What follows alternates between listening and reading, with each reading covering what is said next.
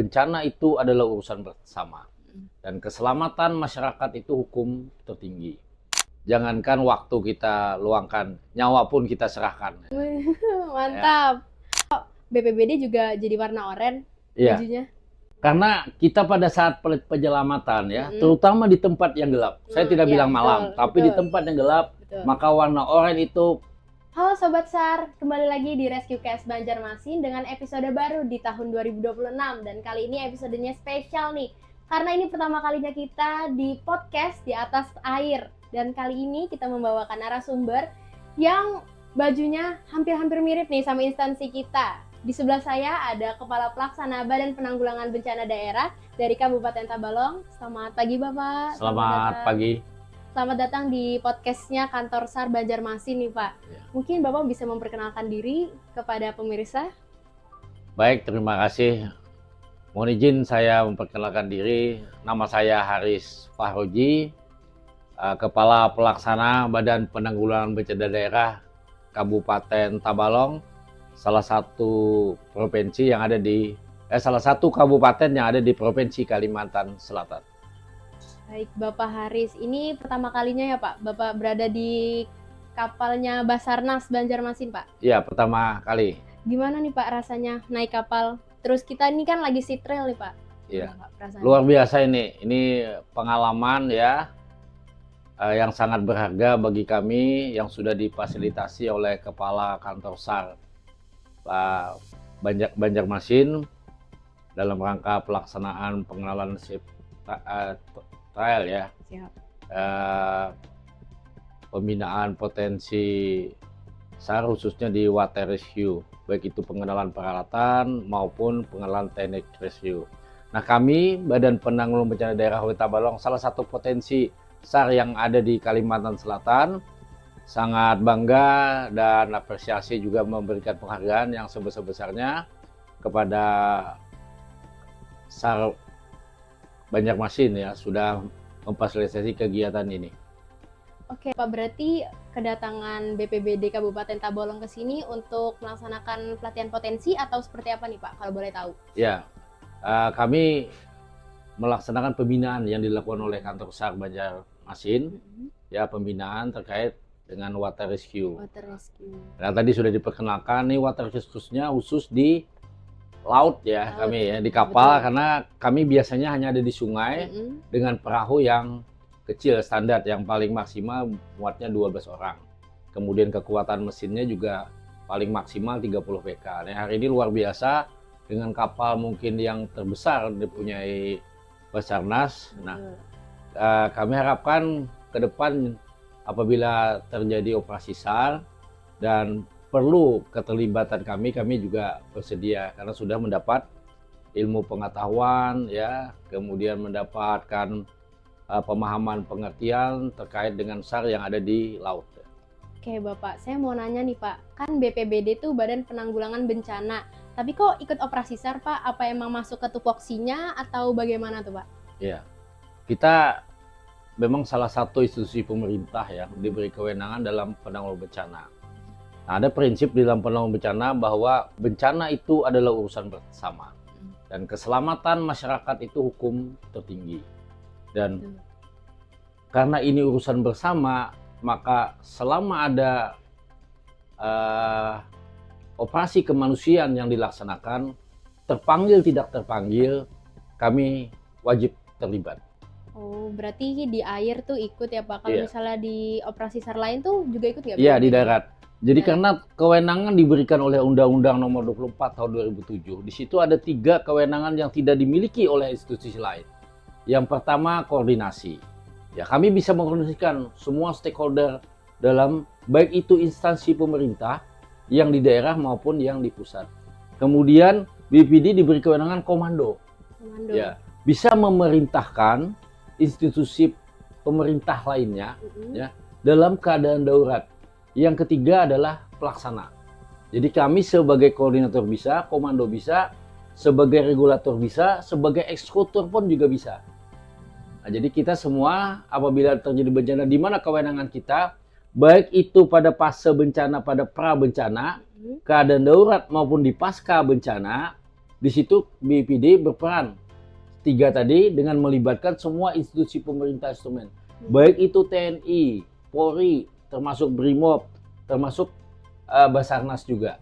Ya, tapi pada saat kita pencarian pertolongan, tentu kami berkoordinasi dengan Basarnas secara teknis bagaimana pelaksanaan di lapangan.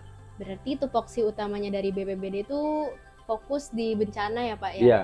Kalau boleh tahu bencana apa aja sih Pak yang jadi fokus utamanya BPBD? Iya. Di dalam regulasi yang di Undang-Undang 24 tadi termasuk PP 21 ya. Kemudian peraturan daerah kami di nomor 4 tahun 2022 ada 3 jenis bencana. Bencana alam, bencana non alam maupun bencana sosial. Nah, bencana alam itulah bencana yang diakibatkan oleh aktivitas alam. Seperti gempa bumi, tsunami, banjir bandang, ya gelombang panas, gelombang tinggi dan sebagainya ya, gunung berapi. Nah, kalau bencana non alam itu bencana yang diakibatkan oleh aktivitas manusia. Misalnya kecelakaan transportasi, kecelakaan kerja. Kemudian kegagalan konstruksi atau teknologi. Nah, kemudian ada bencana sosial. Bencana sosial kami BPD tidak terlibat dalam peristiwanya, tapi terkait dengan pengungsiannya. Ada 3 bencana sosial, yaitu sabotase, teror, dan satunya konflik. Ya, konflik. Jadi berbeda. Jadi antara sabotase, teror, dan konflik itu berbeda. Nah, terkait pengungsiannya, BPD. Oh, gitu ya. Ya, penanganannya. Jadi kita memberikan pemenuhan kebutuhan dasar kepada masyarakat yang terdampak. Terdampak bencana 3 tadi, 3 jenis tadi. Ya. Apa saja kebutuhan dasar yang kita penuhi oleh BPD dalam hal ini pemerintah daerah? Yang pertama itu sanitasi. Jadi air bersih MCK. Oh, ya, betul. Yang kedua sandang, ya, sandangnya, ya, kemudian pakaiannya, pangannya, ya, kesehatannya, dan tempat hunian yang layak. Kita memastikan apabila masyarakat itu terdampak bencana dan kita tidak mengenal itu KTP selama mereka berada di daerah dampak berpotensi bencana, maka kewajiban pemerintah untuk memenuhi kebutuhan dasar tersebut. Oh, gitu. Berarti tupoksinya itu kurang lebih aja sama ya kayak Basarnas ya Pak? Ada berbeda. Basarnas sebagai eksekutor pelaksana, tapi BPD sebagai koordinator. Oh gitu ya, itu bedanya Pak? Turunannya di sana. Ya. Kan nih sama-sama bajunya oranye nih Pak. Apa sih Pak, kok BPBD juga jadi warna oranye bajunya? Karena kita pada saat penyelamatan ya, terutama di tempat yang gelap. Saya tidak bilang malam, tapi di tempat yang gelap, maka warna oranye itu paling nampak selain dengan yang lain. Iya, betul Pak. Ya. Kita jangankan baju ya, tenda kita juga warna oranye, kemudian sama. APD kita pun warna oranye semua. Ya. Jadi untuk sama aja ya berarti ya sama Basarnas untuk menemukannya tuh biar terang gitu warnanya. Terang ya, bisa dideteksi lah. Ya, betul. Oke Pak, kalau misalnya bencana di Tabalong nih Pak, apa nih Pak yang paling besar? Oh iya. Waktu Bapak menjadi kepala pelaksana ini Pak. Iya, untuk bencana ini sebenarnya ada 20 di dunia. Ada 14 di Indonesia, dan di Tabalong hanya ada 4. Apa itu Pak? Beda. Pertama namanya Kahutla, kebakaran hutan dan lahan. Yang kedua Batingsol, banjir, puting beliung, dan tanah longsor. Hanya itu. Tabalong tidak punya gempa bumi, tsunami, gunung berapi, ya. Tidak punya hal-hal lain yang 14 itu. Tornado juga nggak punya, glacier juga nggak punya. Kita. Nah itu ya, jadi Tabalong termasuk memang daerah yang dalam IKAD itu ya, daerah sedang. Ya potensi bencananya sedang. Tapi sewaktu-waktu kita tidak boleh lengah karena bencana itu kapan saja setiap saat datang jenis-jenis bencana itu, dan dia tidak memberitahu kita, tidak menchatting WA kita, tidak. Betul Pak, karena itu dadakan ya Pak ya. Kalau misalnya BPBD itu ada latihan dasarnya sendiri nggak sih Pak? Oh ada. Ya, macam-macam rescue ya, penyelamatan yang kita lakukan. Termasuk kami juga dibimbing, dibina, dan diarahkan oleh Basarnas, khususnya Basarnas Banjarmasin, ada beberapa pelatihan kompetensi yang sudah kita laksanakan. Ya, yang pertama FMR ya, Medical First Responder. Bagaimana kita menanggulangi kecelakaan, tindakan pertama kita. Ya, bagaimana masyarakat yang mendapat kecelakaan itu harusnya hidup, tapi kalau kita kesalah menanganinya bisa meninggal. Kedua, terkait dengan jungle rescue, penyelamatan di hutan. Lanjut, kita juga melaksanakan pelatihan water rescue, di air. Nah, kemudian kita tadi penyelamatan VAR, Vehicle Incident Rescue, termasuk di HAT, High Angle Rescue Technique, di ketinggian vertical rescue. Kita udah beberapa kali pelatihan bersama dengan Basarnas. Ya, kami juga berharap rutin ini bukan seremonial biasa, tapi ini rutin lakukan supaya kita di hadapan masyarakat itu selalu dapat tampil setiap saat.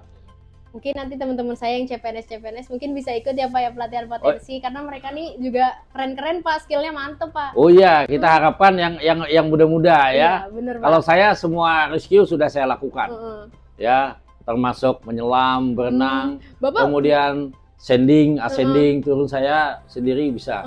Kemudian saya bagaimana survival di hutan, 5 hari kita lepas, ya, dan kita harus menemukan berapa jumlah pita, kita harus kembali, koordinatnya yang mana, kita carikan semua. Ya.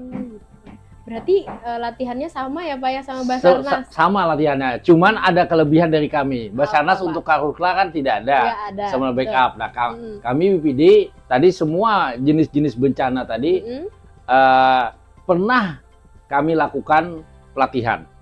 Dan juga pernah pengalaman kami beberapa kali bencana itu, misalnya banjir, mengevakuasi orang ya dari rumah ke tempat yang aman, tinggi dan terdekat. Jadi prinsip mengevakuasi itu, ya, sekali lagi saya ulang, ke tempat yang aman, ya, tinggi dan terdekat. Ya, itu prinsipnya. Jadi kita kalau kemudian pada saat operasi tidak ada keputusan yang tepat, tapi yang ada adalah tindakan yang cepat. Itu salah satu prinsip semua rescuer kita yang harus kita pegang. Jadi kita kalau hanya diskusi, retorika, wacana, maka akan ada 5 nyawa yang terdampak dan bisa melayang. Jadi kurang lebih ya, kemarin itu kan saya sempat ikut Pak, operasi SAR yang orang tenggelam di Martapura. Terus saya lihat, kok ada BPBD, kan BPBD tuh di namanya itu kan bencana ya Pak. Saya tuh bingung, kok jadi ikut operasi SAR? Oh ternyata setelah dapat penjelasan dari Bapak, ternyata tupoksinya tuh kurang lebih sama Basarnas gitu. Tapi ada unsur kemanusiaannya. Tapi memang untuk pencarian dan pertolongan ya di peraturan kita di undang-undang maupun di PP tentang pencarian juga itu kewenangan Basarnas. Tapi kita sebagai supporting ya. Karena di BPD juga alat untuk water rescue itu khususnya di BPD Kabupaten Balong, alhamdulillah lengkap ya. APD ya, perahu beberapa jenis perahu, kemudian mesin juga, mesinnya ada beberapa jenis termasuk kekuatan PK-nya. Kita lihat kondisi di lapangan. Ya, apabila itu memungkinkan hanya 10 PK, 10 PK, 15, 20. Kalau memang besar seperti di sini kita pergunakan yang 30 PK. Dan kemampuan rescuernya berapa orang yang kita harus fasilitasi. Kalau boleh tahu Pak, kan Bapak sudah bergabung di PBBD itu udah berapa tahun nih? Saya baru 2 tahun di BPD. Oh, berarti awalnya Bapak? Saya sebelumnya di Dinas Pekerjaan Umum dan PU ya Pak? Iya. Oh gitu. Kok bisa Pak bisa masuk ke BPBD itu gimana? Itu berdasarkan penilaian pimpinan. Karena kita ini sebagai abdi negara ini dimanapun ditugaskan siap. Betul, harus siap selalu ya Pak. Siap selalu. Jangankan waktu kita luangkan, nyawa pun kita serahkan. Mantap. Oke Pak, mungkin sekian dari wawancara hari ini Pak ya. Mungkin ada kesempatan lainnya kita bisa bertemu lagi, kita ngobrol-ngobrol lagi. Kami ya, tunggu Pak. Itu kesempatannya. Mungkin nggak di sini, tapi ada di tempat spesial lainnya Pak ya. Oke. Sobat SAR, mungkin sampai sini aja wawancara podcast kami pada hari ini. Bapak bisa, kalau misalnya saya bilang Basarnas, Afiknam, Jagat, Samagram. Oke Bapak, 1, 2, 3. Basarnas, Afiknam, Jagat, Samagram. Oke Sobat SAR, nantikan podcast seru kami yang lainnya. Bapak bisa ada kamera? Salam tangguh, salam kemanusiaan. Kenali bencananya, kurangi risikonya. Alam jaga kita, kita jaga alam.